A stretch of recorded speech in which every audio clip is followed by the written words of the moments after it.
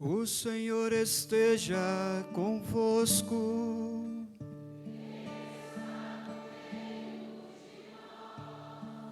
Proclamação do Evangelho de Jesus Cristo, segundo Lucas.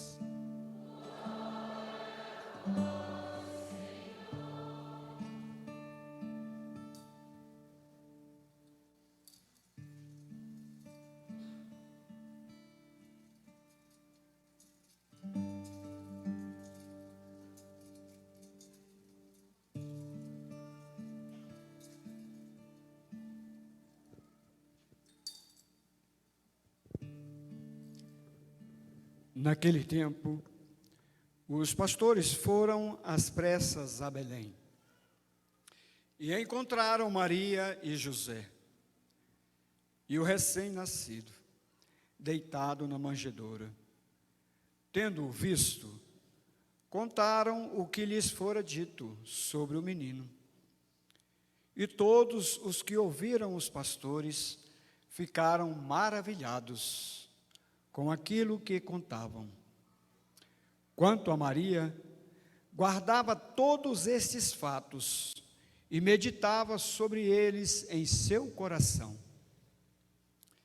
Os pastores voltaram, glorificando e louvando a Deus por tudo o que tinham visto e ouvido, conforme lhes tinha sido dito. Quando se completaram os 8 dias para a circuncisão do menino, deram-lhe o nome de Jesus, como fora chamado pelo anjo antes de ser concebido.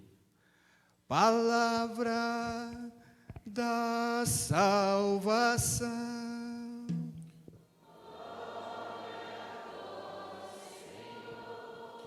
Vinde, Espírito Santo, enchei os corações dos vossos fiéis e acendei neles o fogo do vosso amor.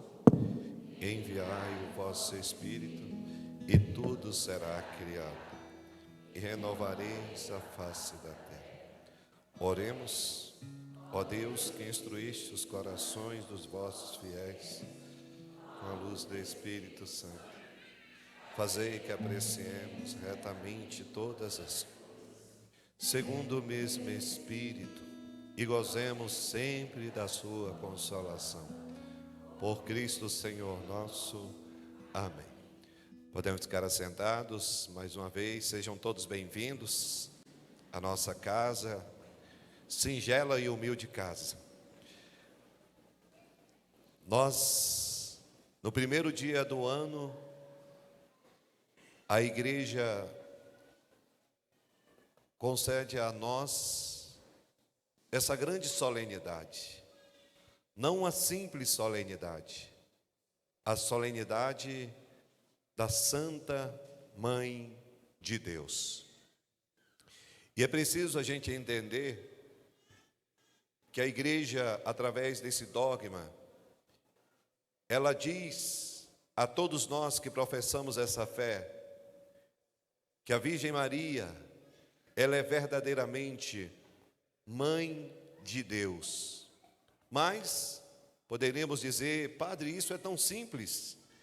É simples porque para nós a compreensão já é clara, mas em um dado momento da história, eis que ecoa uma dúvida sobre a maternidade de Maria acerca do seu filho. Nestório, um daqueles que defendia que Jesus, de fato, Nossa Senhora era apenas mãe da humanidade. Mas a igreja, ela no Concílio de Éfeso, em 431, ela define que Nossa Senhora é verdadeiramente a mãe de Deus, porque Jesus é verdadeiro Deus e verdadeiro homem. E nessa união hipostática, nessa verdade revelada, nós podemos dizer que ela, de fato, é a mãe de Deus. A mãe, por pura bondade de Deus. Porque diante desse relato da eleição de Nossa Senhora, não há argumentos. Não tem como argumentar aqueles que pensam o contrário acerca de nossa mãe, que ela não seja ou tenha um papel tão importante na história da humanidade. E olha que interessante que por meio dela é o início daquele projeto de amor que o Pai tanto prometeu aos nossos antepassados, aos profetas, por meio dos profetas, e agora se cumpre. Mas o cumprimento, ele tem início a partir do sim de Nossa Senhora. É ali que nós vamos conhecendo o papel de mãe, da sua maternidade, da sua eleição, do seu sim, e como tudo isso acontece. Essa obra que Deus realiza por meio do ventre puríssimo, preparado, preservado durante toda a sua história. E nós enxergamos nesse relato que nós acompanhamos na noite de Natal. Nós estamos durante 8 dias celebrando o Natal do Senhor, recordando esse grande acontecimento, porque isso não pode ser retirado do coração do homem. Nós não podemos esquecer qual é a nossa origem, qual é a origem de todo o cristão, de que nós temos que ter a consciência de quem eu sou. Nossa Senhora, ela descobre quem ela é a partir daquilo que Deus revela. O anjo traz esse enunciado do coração de Deus, de que ela é escolhida entre todas as mulheres, e que ela seria a mãe do Salvador. E que bonito que o anjo ainda traz o nome dessa criança, que se chama Jesus. E hoje, depois de 8 dias, depois da circuncisão, aí sim, a mãe e o pai proclama que esse é Jesus.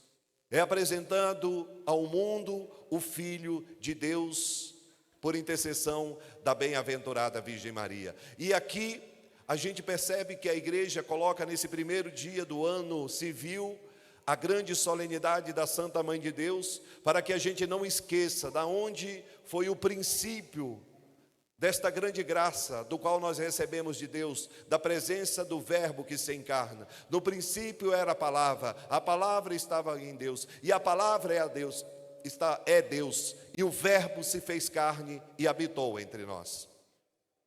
E nós estamos aqui nessa noite, para que a gente possa compreender que a história ainda não findou, que nós fazemos parte dessa história, e que nós fazemos parte dessa geração que conhece o fruto bendito do qual apresentou ao mundo a Mãe de Deus. Nós conhecemos Jesus por causa de Nossa Senhora. Mas hoje, o Evangelho ele traz esse relato em que os pastores estavam no seu momento de trabalho, eis que os anjos aparecem para os pastores e anunciam uma grande alegria. É bonito a gente ver como que Deus escolhe os pequenos, Deus escolhe os corações puros, aqueles homens que estavam ali diante do seu pastoreio. Eis que os anjos anunciam uma grande alegria, nasceu para vós o Salvador. Aí a gente começa a compreender a importância da palavra de Deus no seu contexto geral. A primeira leitura vai trazer justamente isso para cada um de nós, a importância da bênção. Nós escutamos no livro de Números, o Senhor falou a Moisés dizendo: fala a Arão e a seus filhos, fala a Arão e aos seus filhos, ao abençoar os filhos de Israel, diz-lhes: Deus está ensinando ao sacerdote Arão como que deve ser a bênção. Por quê? Porque é o próprio Deus que acompanha o seu povo. E eu posso dizer que é o próprio Deus que nos acompanha no decorrer dessa nossa caminhada. E que a gente precisa reter no nosso coração esta bênção que se prolonga por toda a história da humanidade. O Senhor te abençoe e te guarda. É disso que nós precisamos. O que eu preciso para esse novo ano, Padre? Eu preciso que Deus me abençoe e me guarde. Tem algo mais importante do que isso na sua vida? Tem algo mais importante do que você ter a proteção e a bênção de Deus? Então, o sacerdote, o Arão, ele pronunciava sobre o povo esta bênção: o Senhor te abençoe e te guarde. Quem protege o povo, quem protege a sua igreja é o nosso Deus. É Ele que nos abençoe, é Ele que nos guarda. É isso que a gente tem que pedir ao Senhor, que Ele possa ser o nosso guarda e nosso vigia nesse ano de 2025. Em paralelo a esta leitura, talvez muitos de vocês ainda nem saibam, muitas vezes nós estamos diante de uma graça tão maravilhosa na vida e não conseguimos enxergar. No último dia 29, domingo passado, em Brasília, nós tivemos a abertura da Porta Santa. E também o Papa Francisco já tinha feito em Roma, nas basílicas, a abertura das basílicas, e ali em todas as basílicas em Roma há uma porta que se chama Porta Santa. Qual o significado disso? Qual o significado e a importância disso para a nossa vida? A igreja, no ano de 1300, inspirado pelo Espírito, teve esta grande moção no coração, que ela pudesse, em tempo, abrir um ano de graça, um ano de bênção, um ano em que o povo pudesse ser chamado a uma profunda transformação e conversão. E desde aquele momento, começaram a surgir no meio da igreja um grande número de conversões.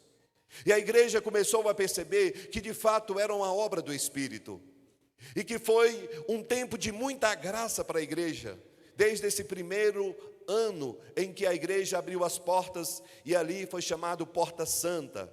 Aqueles que adentrassem aquela porta, é o convite de Deus, dizendo: vem.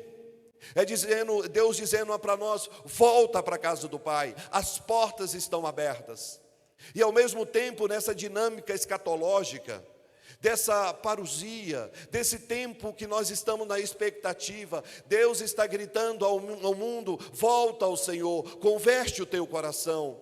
É tempo de mudança, é tempo da gente acordar para a voz do bom pastor, para a voz daquele que daquele que nos conhece, daquele que nos abençoa, daquele que nos guarda.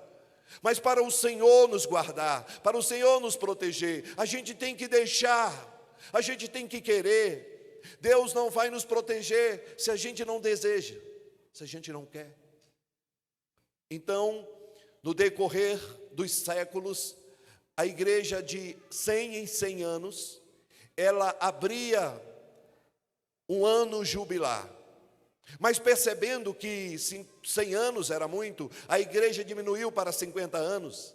E foi percebendo que a igreja tinha mais necessidade, porque era necessário que cada geração pudesse, e olha que esse momento é muito forte, cada geração pudesse experimentar o ano jubilar. E para que isso acontecesse, que todas as gerações pudessem, a igreja diminuiu ainda mais o tempo para 25 anos. É como se a igreja estivesse deixando para nós esse sinal: o tempo está acabando, o tempo está passando. A igreja viu que é necessário 25 anos, e agora o ano jubilar é a cada 25 anos.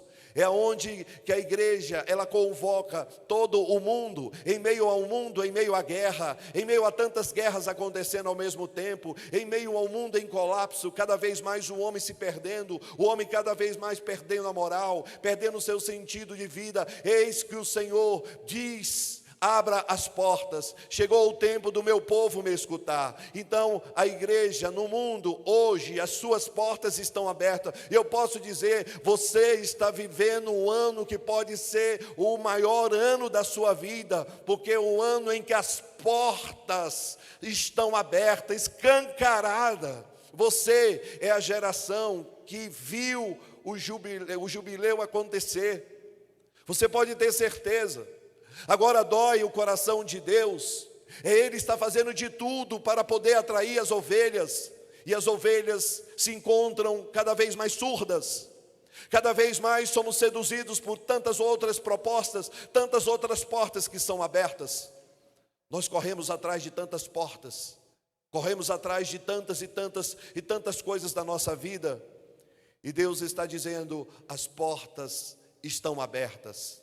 Aqui em Brasília, nós temos a Catedral de Brasília, do qual dia 29 o padre dizia: as suas portas, a porta santa está aberta.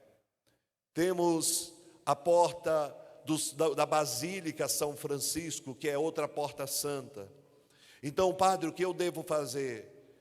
Você deve, de fato, se preparar para entrar neste ano, se fosse preciso, muitas vezes, na Catedral e na Basílica São Francisco.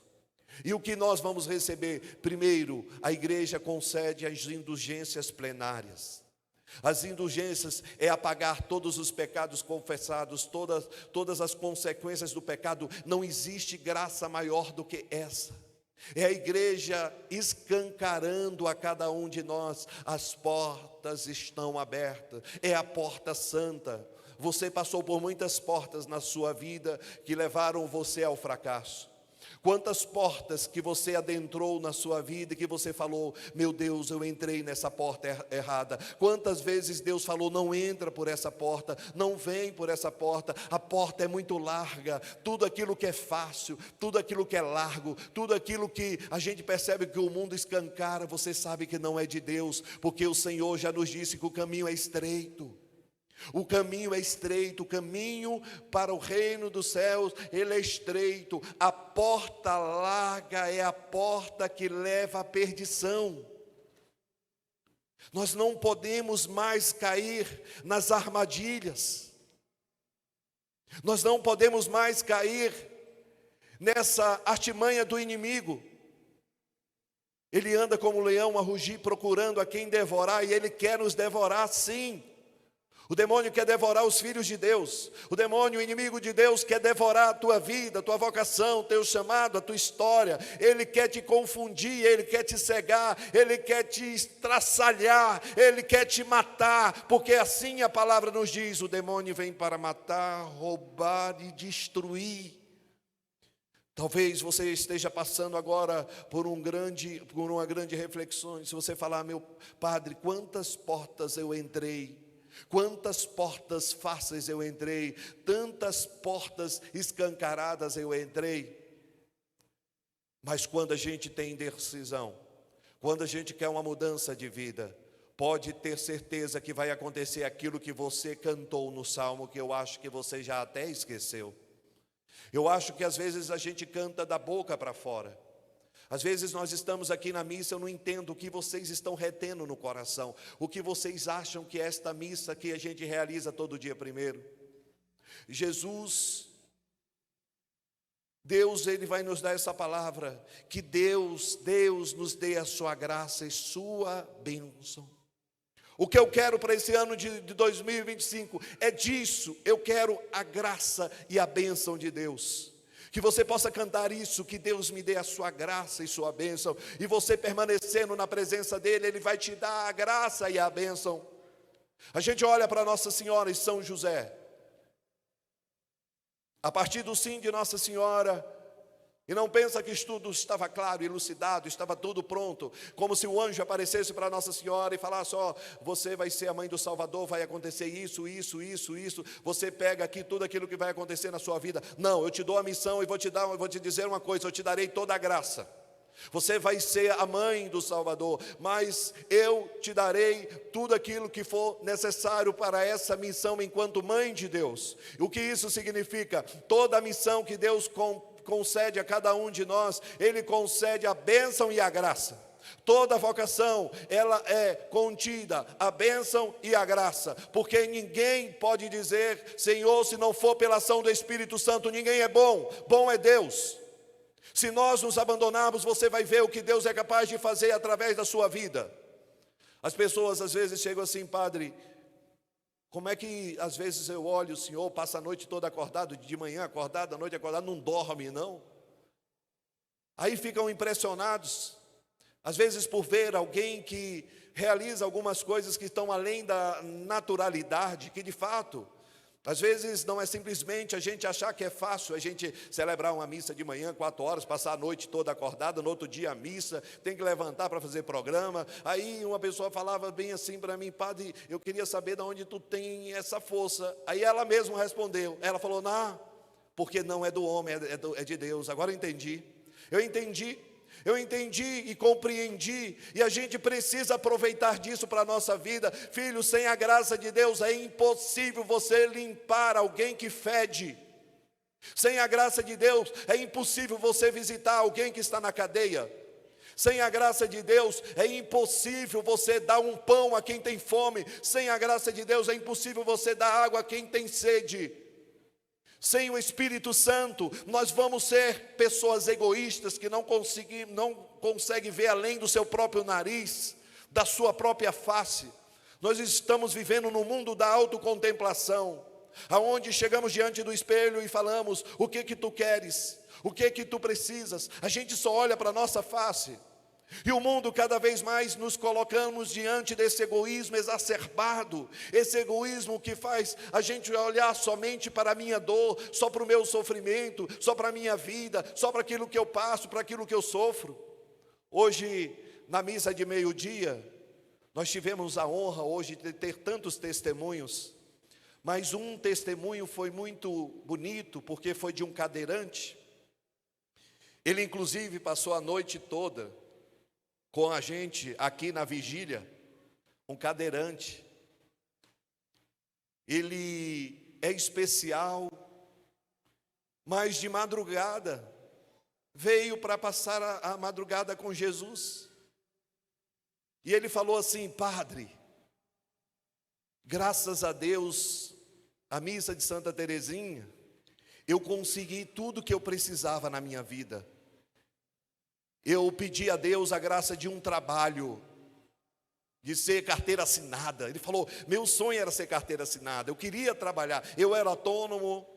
E ele falava que, assim, eu não tinha carteira assinada, mas me virava com aquilo que eu podia fazer.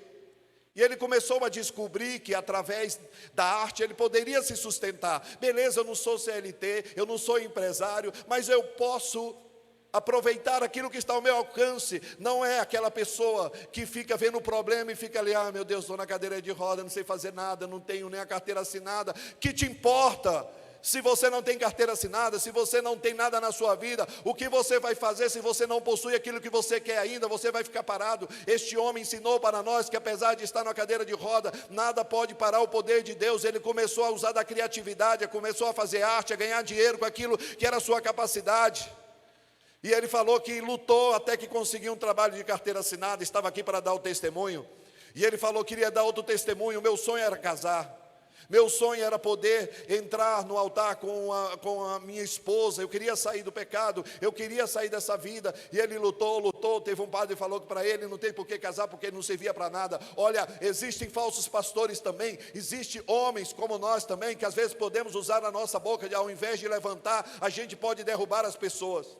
Então, se você não pode ajudar alguém neste ano de 2025, cala a tua boca. Se você não pode ajudar alguém a ser melhor, não atrapalha, por favor. Se você não pode ajudar alguém a ser melhor, não use a tua boca sem sabedoria para falar aquilo que não edifica a vida do outro. Porque existem muitas pessoas que estão abrindo a boca para atrapalhar a vida de tantas pessoas. E aquele homem, ele veio me procurar e ele falou: padre, o que o senhor acha? Eu falei: meu filho, quer fazer teu casamento quando? Como? Vamos procurar a igreja, tem algum problema? Não tem. A igreja diz que não tem nenhum problema e que você pode casar. Claro, eu não consegui, ele conseguiu outro padre, casou, e ele falou: a melhor coisa da minha vida foi se casar. Então foi conseguindo, apesar de estar na cadeira de roda, apesar de estar naquele momento que a gente poderia dizer: ai, tadinho. Não existe tadinho para quem tem Deus. Na verdade, o nosso esforço diante da nossa possibilidade agrada o coração de Deus, agrada muito mais o coração de Deus, de um homem que tem capacidade de acordar de madrugada, passar a noite toda em adoração na cadeira de roda, pegar o microfone e profetizar o que Deus falou no seu coração, vir para a missa de meio-dia e dar esse testemunho, e olhar nos meus olhos e falar assim: padre, o que o senhor precisar, avançar na sua igreja, pode contar comigo para que der e vier, porque eu quero ser servo dessa paróquia, eu quero entregar a minha vida, eu quero dar a minha vida, entregar inteiramente. Então a pior paralisia não é deste homem que tem uma cadeira de roda, que muitas vezes olhamos com dó. Eu tenho dó de pessoas que têm os movimentos, que têm as pernas, que têm saúde, têm uma preguiça dos infernos. É desse que eu tenho dó. Eu tenho dó dessas pessoas que têm tudo na vida e não conseguem ver nada de bom que Deus faz. Não existe coisa pior do que uma pessoa ingrata. Não consegue ver as maravilhas que Deus faz. Você tem um movimento, pode vir, pode caminhar. Não posso pegar uma filha, eu não posso esperar um pouco, que a gente reclama de tudo. Crie vergonha na sua cara e para de reclamar nesse ano. Nós precisamos acordar para a nossa vida. Existem homens e mulheres que estão dando show, estão dando aula para nós, que apesar da sua enfermidade, eles não ficam se prevalecendo da sua fraqueza. Então, meus filhos, esse testemunho para o padre foi um testemunho como presente de Deus. Eu falando, meu Deus, se eu estava trabalhando e olhando para esse irmão que quer trabalhar, eu até brinquei com ele, eu falei, nego, é o seguinte, tu vai ter que lavar o banheiro, tu vai ter que carregar a cadeira. Aí ele falou, sou especialista em carregar cadeira, eu carrego um o tempo todo, né? Ele brinca, ele até falou assim, padre, eu quero te falar uma coisa, eu vou te obedecer em tudo, mas tem algo que eu não vou conseguir te obedecer. Eu falei, o que foi, filhão? Ele falou, o senhor pediu para todo mundo ficar de pé, e eu não tinha como ficar de pé. E ele começou a rir. Entende? Uma pessoa que ressignifica a sua vida, uma pessoa que pega aquilo que poderia ser traumático, ele transforma em algo que potencializa a sua vida. Então nós estamos diante de um tempo novo, filhos amados. Nós estamos diante de um tempo em que Deus abre as portas santas para que você possa entrar, para que você possa adentrar, para que você possa receber o que de graça Deus derramou sobre a sua igreja. E a gente vê que quando a gente quer, a gente consegue. Outra mulher veio dar o testemunho, muito objetivo, muito rápido. Ela falou assim, padre, ano passado eu vim em uma missa e falei bem assim, eu quero parar de fumar. E ela falou, desde março do ano passado que eu não coloco um cigarro na minha boca. Com a graça de Deus, com a vontade do homem, qualquer vício pode ser sanado. Então não venha com desculpa de que eu não consigo. Se você hoje colocar no seu coração essa determinação de dizer, eu não quero isso mais na minha vida, pode ter certeza que Deus te dará toda a força para você ultrapassar, seja qual for o obstáculo. Não tem impossível para Deus quando Deus vê no coração a reta intenção. Quando Deus olha no coração reto, alguém que fala, eu quero, meu filho, pode ter certeza que Deus vai te levar pelo braço e vocês vão passar por diversos obstáculos e chegar do outro lado você vai dizer, eu consegui pela graça de Deus. Mas será pela graça de Deus. E eu quero te convidar a você passar esse ano totalmente mergulhado nessa experiência da bênção e da graça de Deus. Que Deus me dê a sua graça e sua bênção. Que você possa repetir isso ao acordar. Que você possa repetir isso ao levantar. Que você possa repetir isso quando estiver no teu carro, quando estiver diante daqueles momentos difíceis, sabe? Naquele momento de tribulação. A outra mulher veio dar aqui um testemunho, as pessoas não entenderam muito, ela falou aqui, e ela ria, que ela falou bem assim, padre, eu vim na missa das rosas e comecei a rezar pelo meu filho, e durante o ano, quando eu comecei a rezar pelo meu filho, lá na Vila Cauí, houve uma inundação, meu filho perdeu tudo. Meu filho, e ela falava rindo, e as pessoas falavam, como é que ela está falando, que está rezando, que está clamando, e o filho foi, e a casa foi inundada, e depois ela falou, meu filho foi e bateu o carro, eu comecei a rezar o ano todo pelo meu filho, e muitas coisas foram acontecendo com ele, e ela ria, e as pessoas, como assim? Sim, porque ela sabe que é Deus que está fazendo. Ela sabe que apesar do filho dela estar passando por essa prova, ela sabe o final dessa história, ela sabe que por todas as provas que esse filho está passando, nem uma inundação, nem um carro quebrado, nem a tribulação, nada pode parar o poder de Deus. Talvez aos olhos dos homens parece que estamos perdendo, mas aos olhos de Deus a vitória está presente. Parece que o mundo está indo por um colapso, mas eu quero dizer que nessa terra o coração de Deus Deus vai triunfar. Nada é maior do que o poder de Deus, nada é maior do que a palavra de Deus, nada é maior, nada, nada, nada, nada, nada, nada é maior. Então, eu convido vocês a voltarem o olhar para o presépio, que a gente possa viver esse ano com o coração voltado para Deus. Eu estou até desenvolvendo um projeto de leitura bíblica que eu já comecei a fazer aqui na paróquia, mas eu estou convicto de que este ano vai ser um ano tão abençoado, que pessoas se aproximarão de Deus de uma forma tão abundante. Sabe por quê? Porque o mundo passou o ano 2024 dizendo que 2025 vai ser um colapso econômico. Muitos de vocês estão desesperados. Muitos de vocês, ao ligar a televisão, é o dólar que sobe. Gente que nem entendia de dólar, não sabia nem quem é dólar, os bichinhos, tudo, agora já entende de dólar, já entende de Bitcoin, já entende de criptomoedas, já entende claro, porque está muito próximo de nós. E o mundo está colocando essa crise no coração da igreja. E eu quero te dizer uma boa notícia. Foi nos momentos de crise que a igreja mais cresceu na sua história. Foi no momento de crise que o povo saiu correndo para os braços do Senhor Deus Todo-Poderoso.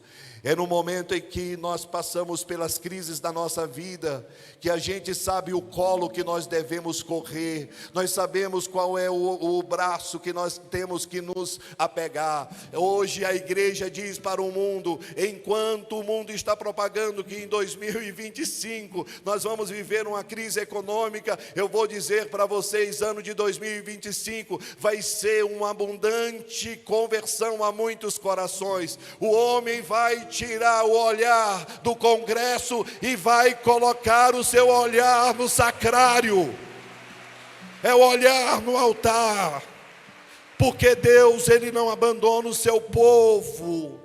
Deus não abandona o seu povo, e Ele diz para Moisés dizer a Araão: diga ao meu povo quando estiveres orando por ele, estenda suas mãos para o altar agora, em nome de Jesus. Assim você vai dar, assim você recebe. Pronto para receber a bênção? Esse sim aí está um sim meio pagão. Tem que ser o sim de Nossa Senhora. Sim! Eita, coisa boa! O Senhor te abençoe e te guarde. O Senhor faça brilhar sobre ti a tua face e se compadeça de ti.